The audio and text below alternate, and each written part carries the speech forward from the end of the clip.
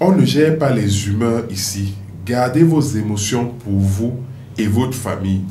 Cette phrase, tu l'as certainement déjà entendue en milieu professionnel. Tu pourrais l'entendre un jour de la bouche d'un responsable d'équipe.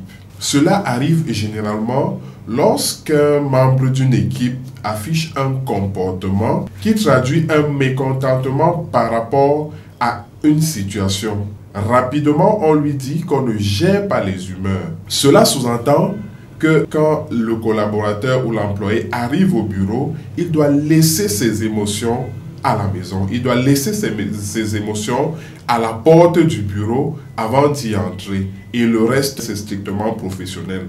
C'est une vision très simpliste de l'être humain. Parce qu'il ne faut pas oublier que l'être humain ne peut pas être dissocié de ses émotions. C'est un être qui a des sentiments et qui doit même manifester ce qu'il ressent.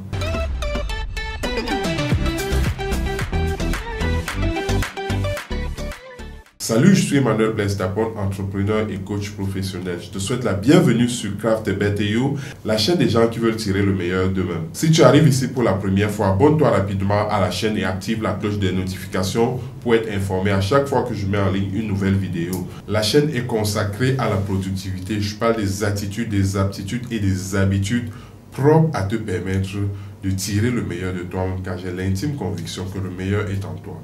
En guise de cadeau de bienvenue, je t'offre ceci. C'est un petit e-book que tu liras rapidement et qui te permettra de te mettre sur le chemin de la productivité. Clique simplement sur le lien qui figure dans la barre de description de cette vidéo pour télécharger ton exemplaire et te mettre à la lecture. L'intelligence voudrait que dans cette situation, plutôt que de rejeter l'émotion, plutôt que de rejeter l'humeur, il faut l'identifier et la canaliser.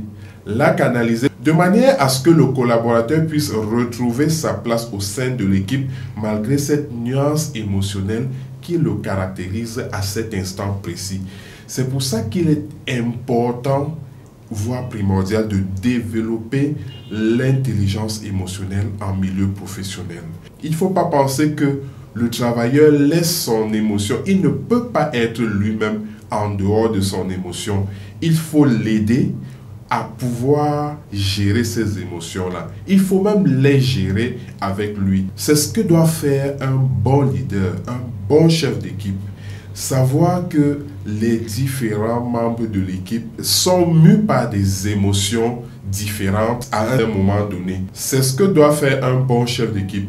Un bon chef d'équipe doit être en mesure d'identifier, de comprendre et de gérer les émotions de ses collaborateurs en fonction de chaque situation. Il n'y a pas de moyen universel de gérer des émotions. Et pour parvenir à cette fin, il doit développer son intelligence émotionnelle. Il doit développer ses compétences émotionnelles.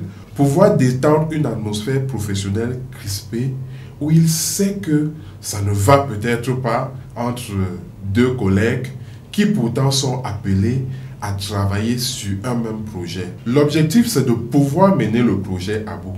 Et pourquoi est-ce que beaucoup de personnes pourtant intelligentes manquent d'intelligence émotionnelle, manquent de compétences émotionnelles? C'est tout simplement parce que, comme l'a dit Daniel Goleman, un spécialiste du comportement de renom, la partie du cerveau humain sur laquelle s'appuie l'intelligence émotionnelle et sociale est la dernière à atteindre la maturité anatomique. Ce qui fait qu'il faudra une certaine expérience, il faudra avoir vécu des situations. C'est pour cela que, comme on exerce ses muscles, il faut exercer son cerveau à l'intelligence émotionnelle. Il faut apprendre à comprendre les émotions qui animent les personnes pour pouvoir les gérer.